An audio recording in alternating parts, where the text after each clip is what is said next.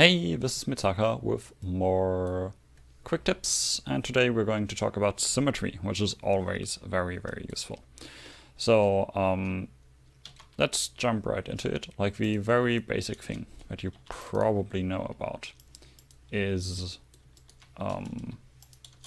well, the mirror modifier. So we have this, and let's set this to the y-axis because I want to mirror it around the y.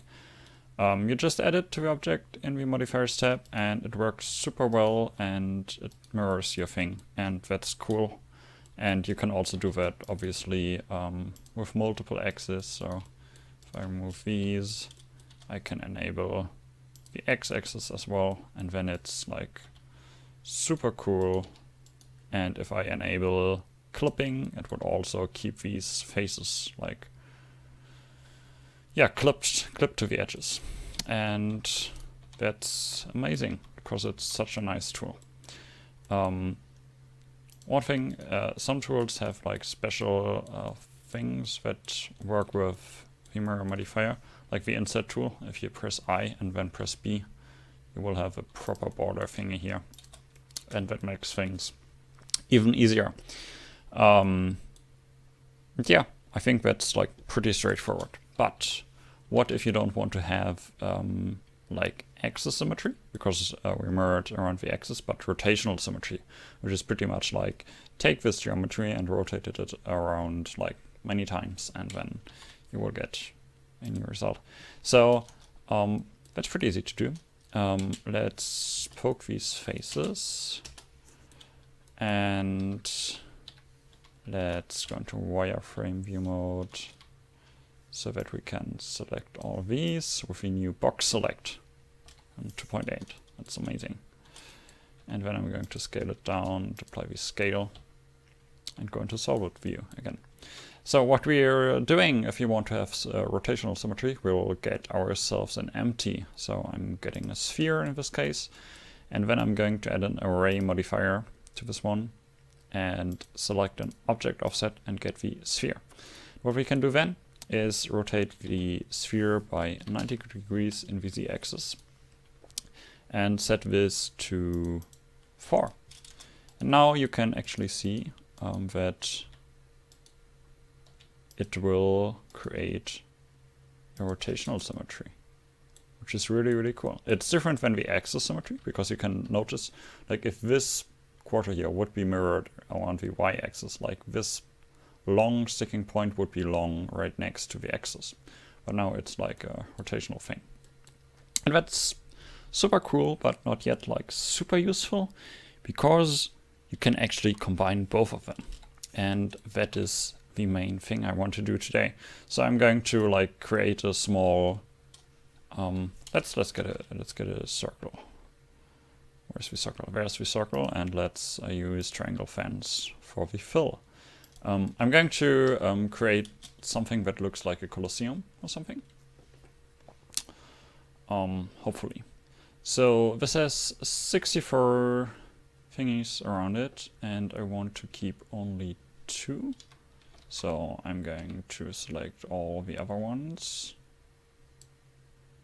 So then it's 2 to 2. Yeah, okay. Let's do this.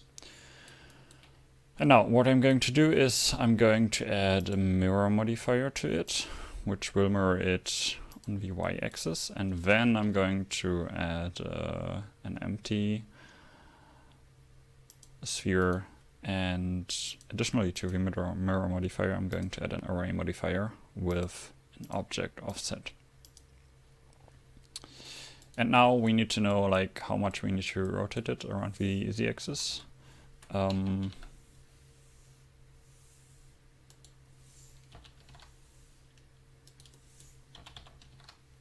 Should be 45 actually, because that's like 1/4 of it, so that should work. And then we increase the count.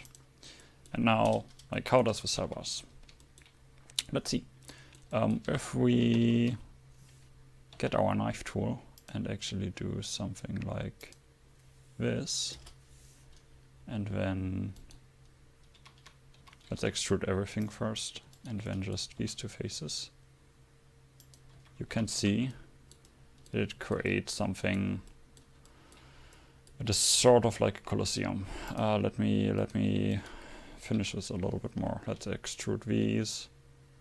And let's enable clipping for our mirror modifier. And of course, this is just going to be a very rough thing. Like, if you want to do this properly, it needs more work, obviously. But if we then do this, and then extrude all this stuff here, and then let's check that there are no faces on the inside. And there are a lot, actually. So let's disable these on the screen. And like, let's remove these ones because these run into each other. Let's remove these ones, don't need them. And then let's fill this stuff by selecting the outer edge and pressing F twice. And then enable the modifiers again over here. You can see now we have sort of a Colosseum sort of structure. We can just edit 1/2 of it, and you see it has, on the one hand, it has axis symmetry for these arches, but then it has rotational symmetry for copying these arches around like many times. And that is amazing and super useful. Like, you can create domes or like in general these sort of structures that look similar to this very easily, and it is great and cool. So I hope you find a cool use case for this and apply it in your next piece. Yeah, okay, that's it for today, and see you next time. Bye.